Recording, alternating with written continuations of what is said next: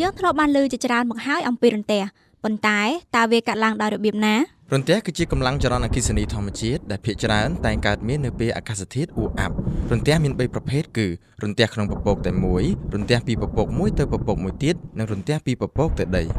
ស្ដាប់ទៅពពកគឺជាអ្នកបង្កើតឲ្យមានរន្ទះមែនទេបងត្រឹមត្រូវណាស់នៅក្នុងពពកមានម៉ូលេគុលទឹកនិងភាគល្អិតនៃទឹកកកជាច្រើនដែលអាចបង្កើតជាចរន្តអគ្គិសនីចរន្តទាំងនោះមានខ្លះមានពូលបូកនិងខ្លះទៀតមានពូលដកពូលទាំងពីរស្រូបទាញគ្នាទៅវិញទៅមកដោយដៃឆក់អញ្ចឹង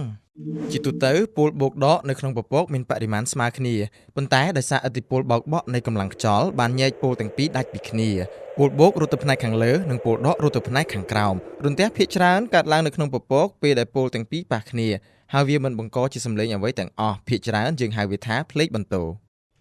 ប៉ុន្តែអ្វីដែលយើងតែងតែបារម្ភនោះគឺរន្ទះដែលបាញ់ពីពពកមកដីវាកើតឡើងនៅពេលដែលពូលដកចេញពីពពកចុះមកក្រោមហើយពូលបូកចេញពីដីហើរទៅលើលំហដែលភាគច្រើនចេញពីវត្ថុខ្ពស់ៗដូចជាអគារខ្ពស់ឬដើមឈើជាដើមពេលដែលពូលទាំងពីរប៉ះគ្នាវាបង្កើតជាចរន្តដ៏ធំមួយដែលមានថាមពលខ្លាំងហើយភ្លឺច្រាលពេញអាកាសនោះហៅគឺរន្ទះ